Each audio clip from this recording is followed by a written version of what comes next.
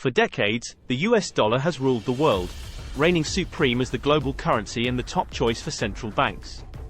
But now, a storm is brewing. Some nations are becoming restless, fearful of the dollar's overwhelming power and the negative impact it could have on their economies. American currency, USD, is a global reserve currency and is considered strong and secure for international trade exchange. Many countries keep USD as a reserve currency, and almost 60% of the reserves kept by countries are US dollars. USD is known as the king of currencies due to its strength and security, which was gained over time through trade and war. The backing of their currency by gold, the strength of their government, and good technologies made USD widely accepted and used for trade in the world market. Leading the charge is a group of 5 powerful economies, the BRICS. These titans of industry, Brazil, Russia, India, China, and South Africa, have had enough of the US dollar's stranglehold on the world economy.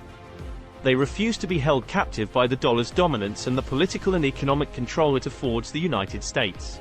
So, the BRICS countries have banded together, united in their quest to break free from the dollar's grip. They are determined to reduce the dependence on the dollar and promote the use of their own currencies in international trade and financial transactions. It's a bold move, one that could shake the foundation of the world's economic order and shift the balance of power. The BRICS countries are banding together to take on the world's dominant currency, the US dollar, in a dramatic move towards financial independence.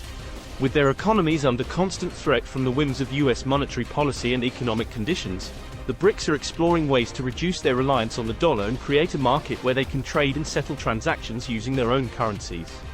This initiative has the potential to level the playing field and reduce the power imbalance between the United States and other countries. Russia, one of the BRICS countries, has even proposed the creation of a common currency within the group, setting the stage for a thrilling financial showdown with the dollar.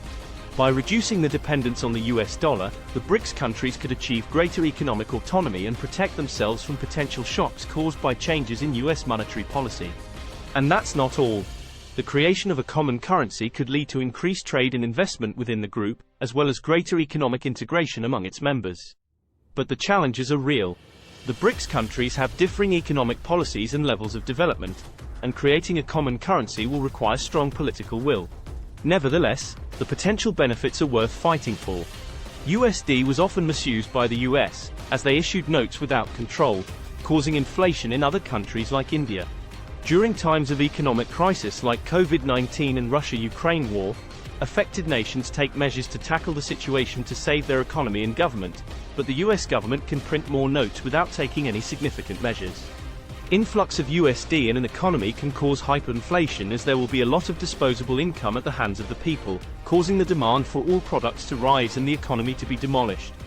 One major example of economic struggles is the situation in Zimbabwe, but this kind of situation does not happen in America. So, what is the reason behind this difference? In 2020, during the peak of the coronavirus outbreak, the Venezuelan government took action by printing and issuing 4 trillion bolívares into the economy, which led to hyperinflation and a rise in inflation by 4,200%. This has led to a situation where inflation cannot be controlled, and the cost of materials is increasing day by day. On the other hand, in the same year, the US government issued several currencies. Around 3 trillion notes were sent to the market in 3.5 months. If the same situation happened in America as it did in Venezuela, there should have been at least a 1,000% inflation rate, but in reality, inflation in America was less than 9%. The reason behind this difference is that the US dollar is a global reserve currency, and as a result, American companies have the opportunity to sell their products in America at high prices and accept dollars, which they can also sell at high prices in other countries. This leads to ordinary citizens from other countries having to buy items at the same price as Americans. Most foreign companies also accept dollars whenever America needs money, and even if America takes loans, it can repay in dollars, so it just needs to print more dollars whenever needed. However, for countries like Zimbabwe, Venezuela, or India, printing more currencies does not help, as foreign companies won't accept their currencies. Additionally, America uses its global reserve currency by interfering in the issues of other countries and putting economic restrictions on them, reducing the supply of dollars to those countries. This threatens their economic well-being and can lead to disastrous consequences, as seen in the case of Zimbabwe. But now, countries like India, Brazil, Russia, China, Argentina, Iran, France, and even Saudi Arabia are trying to end the supremacy of the dollar by using their own currencies for exchange and de-dollarizing. This aims to reduce the power and influence of the US dollar and allow these countries to have more control over their own economies. Many countries are aiming to replace the dominance of the US dollar in international trade with a stronger currency under a safe government. China is one of the countries leading this effort and is promoting the use of its own currency, the yuan, in international trade. India has already agreed to trade in the rupee with 18 other countries, while Russia and China have been trading in yuan since 2018. Brazil and Argentina are developing a currency called sol, while Russia and Iran are working on a gold-backed cryptocurrency. The BRICS countries have also decided to produce their own currency to replace the dollar in all their trades. However, de-dollarization cannot be achieved overnight and may take decades. In addition to the common currency idea, the BRICS countries are exploring another way to reduce their reliance on the US dollar, settling trade in their own national currencies. This practice would eliminate the need for the US dollar as an intermediary currency and reduce the risks associated with fluctuations in its value.